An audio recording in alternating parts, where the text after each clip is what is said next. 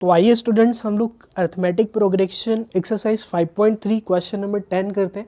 और बच्चों question number 10 में आपके दो पार्ट्स होने वाले हैं। तो पहले हम फर्स्ट पार्ट को कंप्लीट करेंगे, then we will go to second part. ठीक है, आइए देखते हैं। तो बच्चों हम यहाँ पर देख सकते हैं क्वेश्चन में क्या लिखा गया है कि so that A1 A2 dash dash dash AN और dash dash dash form an AP where AN is defined as below. तो AN बच्चों आपको यहाँ पर दिया गया है और AN के बेसिस पे आपको क्या बताना है कि ये जो AN होगा इससे जो A1 A2 A3 A4 A5 निकल कर आएंगे वो AP को फॉर्म करेंगे। तो अगर आपको ये पता करना है बच्चों कि यहाँ पर A1 A2 A3 dash dash dash AN AP को फॉर्म करेंगे, तो सबसे पहले आपको फॉर्म करना पड़ेगा, दैट मीन्स A1 A2 को निकालना पड़ेगा। अब सिंपल सी चीज़ बताइए स्टूडेंट्स, ये आपके लिए हो सकता है न्यू हो, लेकिन इसमें आपको वैसे ही करना है जैसे आप पॉलिनोमियल में करते थे बच्चों। वहाँ पर आपको जैसे x is equal to 1 P1 निकालना होता था, तो आप क्या रखते थे, जहाँ जहाँ x होता था वहाँ वहाँ 1 रख देते थे।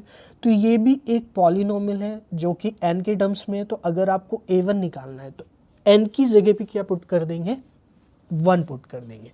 तो A1 A2 A3 जब आप फाइंड कर लोगे तभी तो आप चेक करोगे कि whether it is form an AP और नॉट। तो आइए सबसे पहले हम लोग A1 A2 A3 को फाइंड करते हैं। प्यारे बच्चों जो A1 होगा वो क्या होगा, आप कह सकते हैं कि 3 + 4 × 1, क्योंकि मुझे क्या करना है जहाँ जहाँ पर n होगा वहाँ वहाँ पर आपको 1 रख देना है। तो मुझे n की जगह पे क्या रख देना है, 1 रख देना है, सिंपल सी चीज़ है। तो अब मुझे एक चीज़ बताइए, जब आप इसको सॉल्व करेंगे तो ये कैसे आया है, आप ये इंडिकेट कर सकते हैं। Put n is equal to 1 in AN। तो AN में n की जगह पे क्या रख देना है, 1 रख देना है। तो इसी तरह से आप A2 फाइंड कर लेंगे। तो A2 क्या आएगा बच्चों, 3 + 4 × 2। अच्छा, इसको हम सॉल्व भी कर सकते हैं। तो सॉल्व करेंगे बच्चों तो 3 + 4 × 1, 4 × 1 कितना होगा, 4 + 3 यानी 7। 4 × 1 4 होगा और 4 + 3 कितना होगा, 7। तो जो मेरी A1 आई है वो 7 है। इसी तरह से मैं A2 को फाइंड करूंगा तो A2 क्या आएगा, 3 + 4 × 2, 4 2 = 8 + 3 कितना आएगा, 11।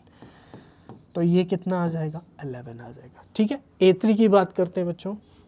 इसी तरह से हम 4 या 5 टर्म्स को निकालेंगे at least, then only we will get to know कि whether it will form an AP और नॉट। ठीक है, तो आइए A3 को फाइंड करते हैं। तो 3 + 4 × 3 यानी 3 + 4 × 3। तो 3 + 4 × 3, तो पहले हम 4 × 3 करेंगे, 12, 12 + 3 कितना होगा, 15 हो जाएगा। इसी तरह से मैं A4 को निकाल लूँगा। तो 3 + 4 × 4, 3 + 4 × 4, 4 4 जा 16 + 3 कितना हो जाएगा, 19 हो जाएगा। फिर A5 निकाल लेंगे, तो 5 तक हम लोग निकालेंगे एटलीस्ट। तो n की जगह हम 5 रख देंगे, तो 3 + 4 × 5, यानी बच्चों यहाँ पे 4 × 5 20, 20 + 3 कितना होगा, 23। तो स्टूडेंट्स हमने क्या किया है, A1 A2 A3 A4 A5 इन सबको फाइंड कर लिया है। तो इसके बाद आपको स्टूडेंट्स क्या करना है, आप AP को कैसे रिकॉग्नाइज करते हो। अगर आपको कुछ टर्म्स दी गई हैं देन आप AP को कैसे रिकॉग्नाइज करेंगे, आप क्या करेंगे, आप चेक करेंगे कि ये कॉमन डिफरेंस को सेटिस्फाई कर रहा है। यानी हम कोई भी दो कॉन्स्टिट्यूटिव टर्म्स का अगर डिफरेंस फाइंड करते हैं तो क्या वो इक्वल आ रहे हैं। तो आइए अब हम लोग इस चीज़ को देखते हैं। तो सबसे पहले मैं क्या फाइंड करूँगा, A2 - A1 को फाइंड करूँगा। तो D क्या आएगा, A2 - A1। तो A2 - A1 का मतलब बेसिकली क्या होगा, 11 - 7। तो 11 - 7 कितना होगा बच्चों, 4 आएगा। तो पहला डिफरेंस 4 आ गया। इसी तरह से क्या कॉमन डिफरेंस को एक नए तरीके से निकाला जा सकता है। तो नए तरीके से कैसे निकाला जा सकता है बच्चों, आप देख सकते हैं नए तरीके से कैसे निकालते हैं। दैट मीन्स A3 - A2, आप दो कॉन्स्टिट्यूटिव टर्म्स का डिफरेंस लेते जाएंगे। तो A3 क्या होगा, 15 माइनस A2 क्या होगा, 11। तो 15 - 11 कितना आएगा बच्चों, 4 आएगा। तो बच्चों यहाँ पे थोड़ा सा आपको ये देखना है कि ये 4 लिखा हुआ है, या फिर इसको मैं इरेज कर देता हूँ, देन आपके लिए समझना ईजी हो जाएगा। तो इस तरह से आप समझ सकते हैं कि यहाँ पे कितना आ रहा है, 4 आ रहा है। ठीक है स्टूडेंट्स, तो ये सारी चीज़ें हमने हटा दी यहाँ से। तो आपको यहाँ पे ये ध्यान रखना है कि ये 4 आ रहा है और ये भी कितना आ रहा है, 4 आ रहा है। तो इस तरह से हमने लाइन को ड्रॉ कर दिया है। अब बच्चों D is equal to also A4 minus A3। तो A4 कितना था, 19, और A3 कितना था, 15। तो 19 माइनस 15 यानी कितना आ जाएगा बच्चों, 3 आ जाएगा। देन D निकालेंगे, A5 माइनस A4। तो A5 कितना है, 23, और A4 कितना है, 19। 23 माइनस 19, तो सॉरी बच्चों यहाँ पे मैंने 3 लिख दिया है, बट ये 4 मैंने बोला होगा, तो ये 4 है, ठीक है। तो 4 आप कर लेना। तो 23 माइनस 19 भी क्या होगा बच्चों, 4 होगा। तो इतनी सारी कंफर्मेशन मिलने के बाद कि हमने 4 कॉन्स्टिट्यूटिव टर्म्स का डिफरेंस फाइंड किया और वो ऑल किसके इक्वल आ रहे हैं, 4 के इक्वल आ रहे हैं। तो वी कैन से कि this will form the AP। तो यहाँ पर देख सकते हैं, we can see the common difference as 4, we can see the common difference in consecutive terms, ठीक है, consecutive terms as 4, ठीक है। तो इसलिए यहाँ पर क्या होगा, आपका जो AP होगा, hence it will form an AP, hence it will form an AP। तो डियर स्टूडेंट्स, आप इसको नोट कर सकते हैं या इसका स्क्रीनशॉट ले सकते हैं, वीडियो को पॉज करके इसके नोट्स बना सकते हैं। तो ये क्वेश्चन जो आपके लिए नया रहा होगा, हो सकता है, बट ये क्वेश्चन बहुत इंपॉर्टेंट है एग्ज़ाम के लिए। आपको इसको ध्यान से समझना है कि यहाँ पर हमने कैसे क्वेश्चन को कंप्लीट किया है। तो I think it is not a big deal for you, ये बहुत ही ईजी क्वेश्चन है और इम्पॉर्टेंट भी है, दैट्स वाई आपको इसको करवाना था।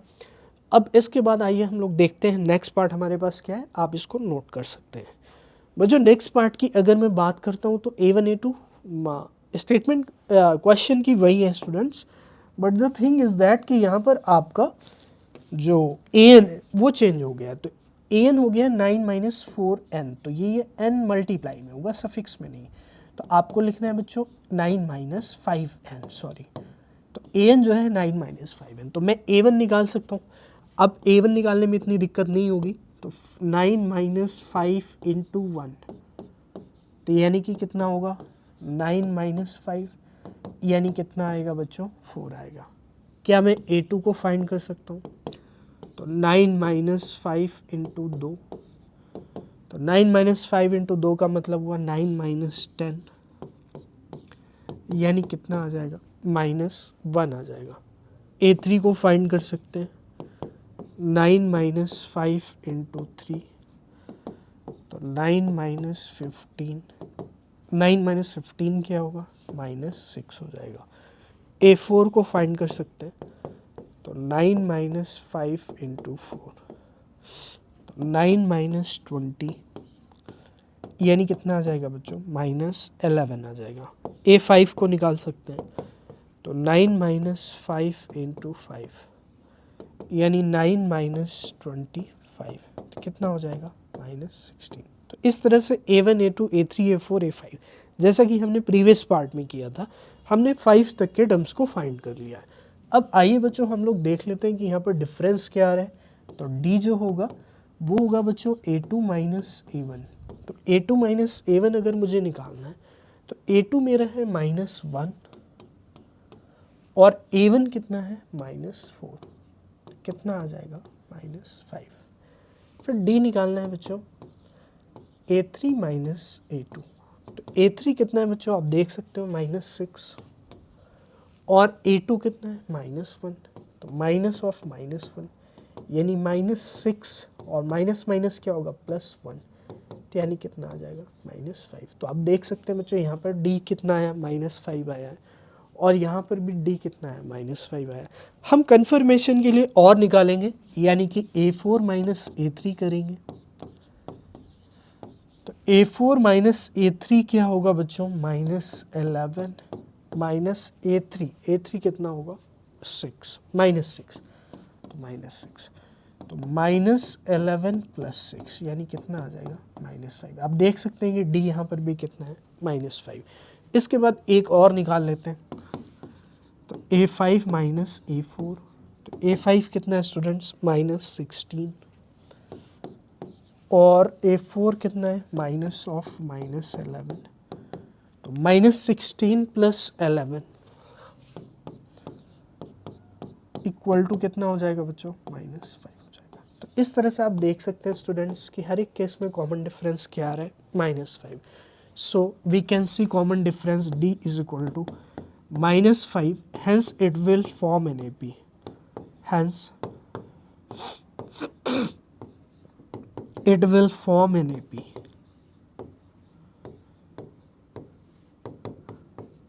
तो ये क्या करेगा AP को फॉर्म करेगा।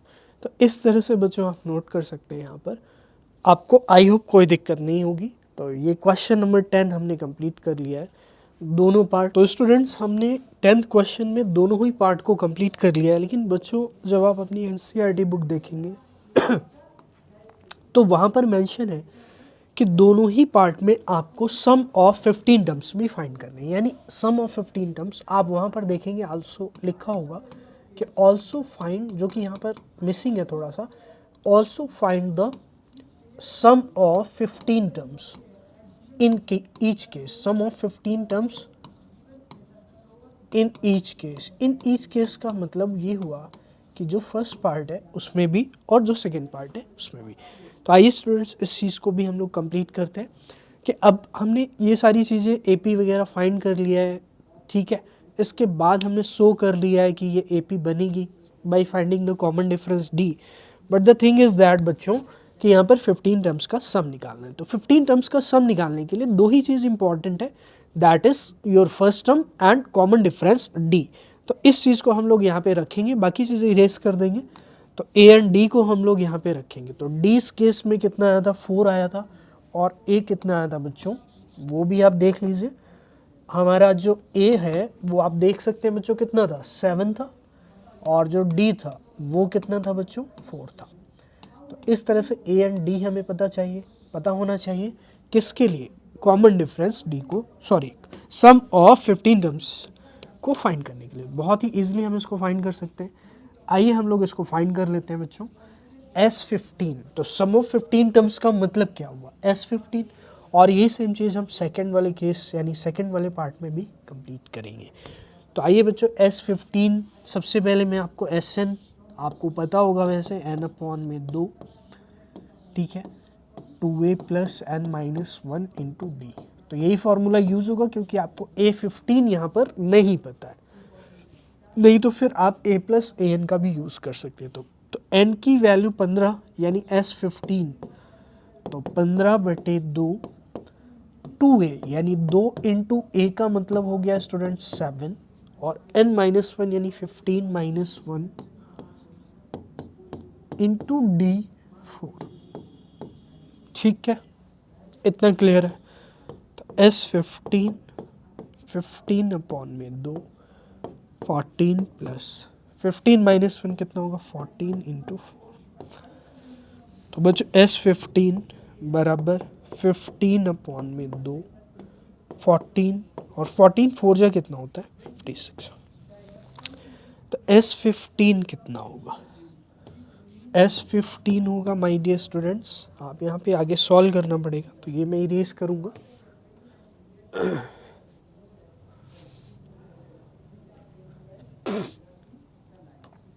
तो S15 होगा बच्चों 15/2, हम यहाँ पे कर लेते हैं 15/2, और बच्चों जो ब्रैकेट के अंदर लिखा है 56 + 4 60, और 60 + 10 70।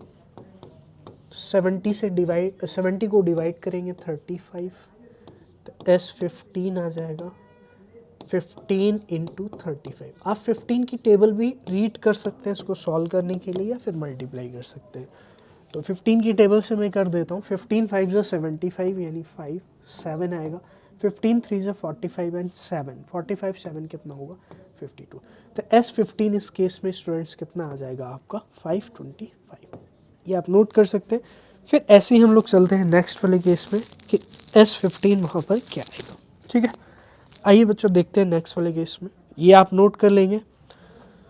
तो इसमें भी आपको A1 और D चाहिए, तो D -5 है और A1 आप देख सकते हैं A1 कितना है 4 है। तो मैं इन चीज़ों को यहाँ पे लिख लूँगा पहले, देन हम लोग इसको करेंगे। तो सबसे पहले मैं लिख लेता हूँ बच्चों A1 कितना है 4 है और D कितना है -5 है। ठीक है स्टूडेंट्स, तो ये दो चीज़ें, हमें यही दो चीज़ें चाहिए S15 निकालने के लिए, बाकी चीज़ें हम इरेज कर देते हैं। ठीक है, तो आई होप बच्चों ये चीज़ें क्लियर हो रही होंगी। S15 just for your confirmation, क्योंकि एक पार्ट में मैंने फाइंड कर दिया है, तो ऑब्वियसली चीज़ आप सेकंड पार्ट में फाइंड कर सकते हैं। Just for confirmation of your answer, कि आप जो आंसर फाइंड कर रहे हैं और मैं जो आंसर फाइंड कर रहा हूँ वो मैच हो रहे हैं कि नहीं मैच हो रहे, ये सारी चीज़ें आपको यहाँ से क्लियर अप कर लेनी है, जिससे आपको कॉन्फिडेंस रहे कि what you are doing that is correct. तो let's see what is S15। S15 हमें निकालना है। तो S15 क्या होगा, आप कह सकते हैं 15/2 2a, यानी 2 × 4 प्लस n-1। तो n आपका 15 -1 इंटू डी कितना है यहाँ पे बच्चों 5 है। सिंपल सी चीज़ है। तो 15/2 S15 हो जाएगा 15/2, 2 4 जा 8 और 14 5 जा कितना हो जाएगा बच्चों 70। इसीलिए कहता हूँ टेबल आनी चाहिए। तो 15/2 इंटू स्टूडेंट्स 78। तो S15 क्या हो जाएगा 15/2 इंटू 78। तो S15 15/2, सॉरी आप 2 से इसको सिंप्लीफाई कर लीजिए, 2 से सिंप्लीफाई करेंगे 39। तो 15 × 39 हो जाएगा। क्या हो जाएगा 15 × 39। तो 15 × 39, तो S15 15 × 39, 15 9 135। आप डायरेक्ट भी कर सकते हैं, ठीक है, या फिर आप 1/1 मल्टीप्लाई कर सकते हैं। 15 की टेबल रीड कर लेते हैं डायरेक्ट। 135 13, 15 3 45, 348 प्लस 10 58, 585। कितना आ जाएगा बच्चों 585। तो ये हमारा आ गया S15 सेकेंड वाले केस में। ठीक है, एक सेकेंड, मुझे यहाँ पर थोड़ा सा डाउट लग रहा था, क्योंकि यहाँ पर बच्चों D जो है वो -5 है। क्योंकि D अगर निगेटिव है तो सम पॉजिटिव कभी नहीं आएगा। तो यहाँ पर -70 कर लेना है स्टूडेंट्स, उसको -70 करेंगे। तो -70, अब यहाँ से आपका पूरा सिनेरियो चेंज हो जाएगा, बिकॉज -70 + 8 होगा तो -62 बचेगा, फिर वो डिवाइड होगा। तो 15/2 इंटू, तो ऐसी मिस्टेक्स हो जाती है स्टूडेंट्स, बट आपको क्या करना है, ये समझना है कि आप उस चीज़ को कैचअप कर लो। मैंने कैचअप कर लिया जस्ट बिकॉज ऑफ एक्सपीरियंस। तो -62 यहाँ पर हो गया, तो 2 से ये हो जाएगा -31। तो 15 से स्टूडेंट्स इसको मल्टीप्लाई कर देना है -31 को, and that will be your answer, just because here it is the decreasing AP, और डिक्रीजिंग AP का जो सम है वो कभी भी पॉजिटिव नहीं आएगा, निगेटिव आएगा। एक सर्टेन नंबर ऑफ टर्म्स के बाद जो टर्म्स हैं आपकी वो क्या हो जाएंगी, निगेटिव हो जाएंगी।